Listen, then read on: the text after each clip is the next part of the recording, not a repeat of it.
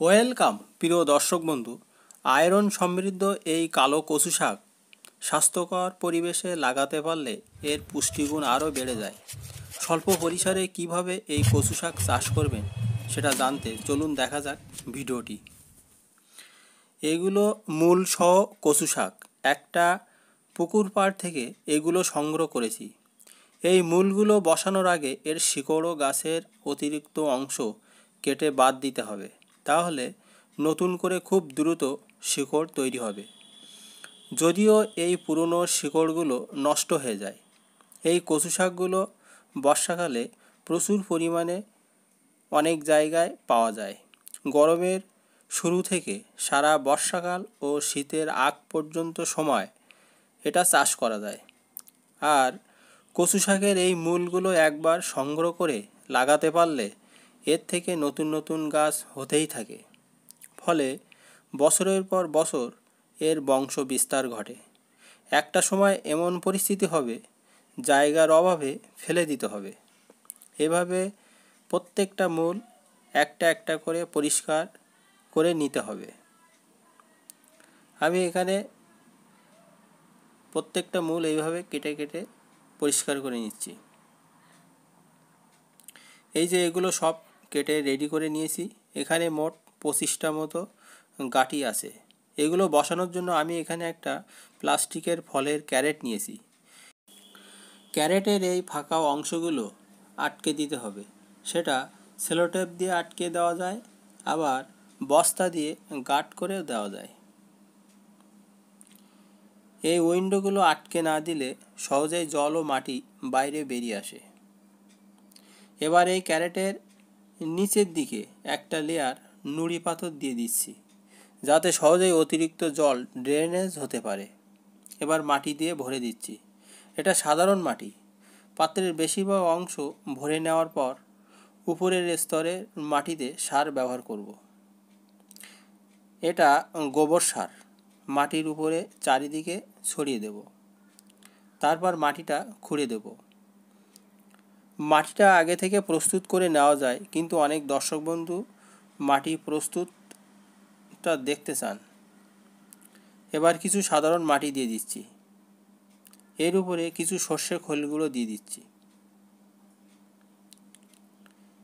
এবার এই মাটির উপরের স্তরে জৈব সার মিশ্রিত কিছু মাটি দিয়ে দিচ্ছি। এভাবে এই কচু শাক চাষের জন্য মাটিটা আমি প্রস্তুত করে নিয়েছি। এই মাটির উপরেই কচুর মূলগুলো বসিয়ে দেব। এবার এই কচুর মূলগুলো আমি সারিবদ্ধভাবে একটু ঘন করেই বসিয়ে দেব, যেহেতু অনেকগুলো কচু মূল আছে।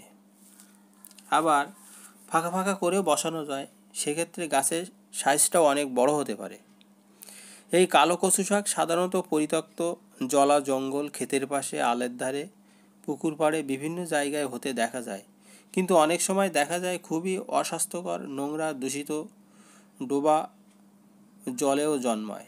সেক্ষেত্রে ওইগুলো না খাওয়াই ভালো। আমার এখানে সমস্ত কচুর মূলগুলো বসিয়ে দিয়ে আমি মাটি দিয়ে ঢেকে দিচ্ছি। একটু বেশি পরিমাণে মাটি দিয়ে দিতে হবে, যাতে গাছগুলো বড় হওয়ার পরে হেলে না পড়ে, গোড়ায় যেন যথেষ্ট মাটি থাকে। এবার এই জল দিয়ে দিচ্ছি। একটু বেশি পরিমাণে জল দিয়ে দিতে হবে, যাতে এই বাস্কেটের অর্ধেকের বেশি মাটি ভিজে যায়। এটা 7 দিন পর মূলের মাঝের অংশ থেকে কচু গাছ বৃদ্ধি পেতে শুরু করেছে। প্রথমে খুবই দ্রুত গাছ গজাতে থাকে, তারপর পাতাগুলো বের হয়। বেশিরভাগ মূলই গ্রোথ নেওয়া শুরু করেছে।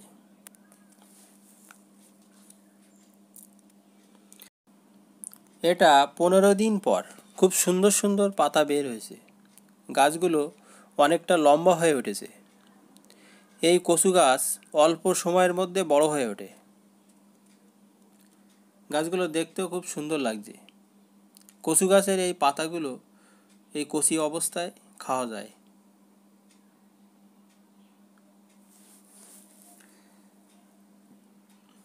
এটা 30 দিন পর গাছগুলো আরও অনেকটা বড় হয়ে উঠেছে।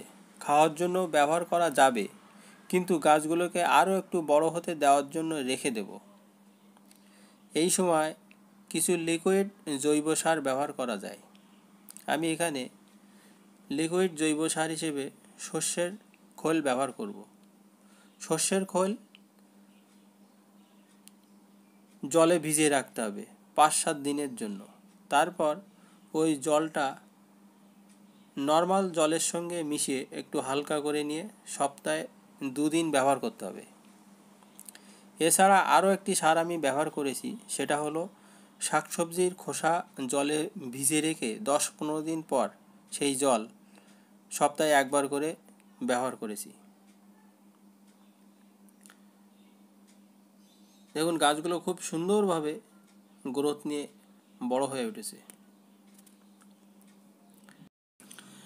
45 দিন পর গাছগুলো অনেক বড় হয়ে গেছে। এই সময় কিছু শাক সংগ্রহ করব। কয়েকদিন টানা বৃষ্টির কারণে এই শাক সংগ্রহ করতে দেরি হয়েছে, কারণ ভিডিও করা যাচ্ছিল না। সাধারণত এই কালো কচু শাক কৃষিভিত্তিকভাবে কেউ চাষ করে না। আমরা যখন বাজার থেকে কিনে আনি তখন বুঝতে পারি না কোন ধরনের পরিবেশ থেকে এগুলো সংগ্রহ করা হয়েছে। দেখুন এই গাছটা অনেক বড় হয়েছে। এই জন্য বাড়িতে এ ধরনের পাত্রে চাষ করতে পারলে তাতে কোনো প্রকার দূষণের আশঙ্কা থাকে না। আবার বাড়িতে চাষ করলে নিয়মিতভাবে শাক পাওয়া যায়। এই কালো কচু শাক খুবই পুষ্টিগুণ সমৃদ্ধ শাক। সব কচু শাকের মধ্যে এই কালো কচু শাকের আয়রনের মাত্রা বেশি থাকে। শাকগুলো দেখতেও কিন্তু খুব সুন্দর হয়েছে। এটা এই কচু শাকের লতি, এর মাধ্যমে গাছের সংখ্যা বৃদ্ধি পায়।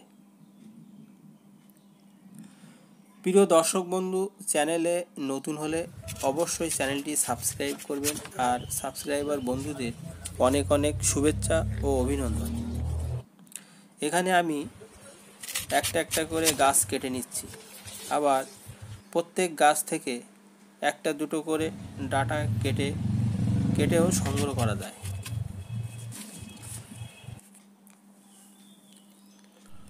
আমি এখানে এই মোট 4টে গাছ কেটে নিয়েছি। প্রত্যেক গাছে 3-4টে করে ডাঁটা আছে। দেখুন কত সুন্দর এই শাকগুলো আমি সংগ্রহ করলাম। এটা এই কচু শাকের ফুল, এটাও কিন্তু খাওয়া যায়। প্রিয় দর্শক বন্ধু, ছাদ বাগান বা উঠোন বাগানে খুব সহজেই কীভাবে শাকসবজি চাষ করবেন সে সম্পর্কে অনেক ভিডিও আমার চ্যানেলে দেওয়া আছে, সেগুলো দেখে নিতে পারেন। ভালো থাকবেন, সুস্থ থাকবেন। ভিডিওটি দেখার জন্য অনেক অনেক ধন্যবাদ।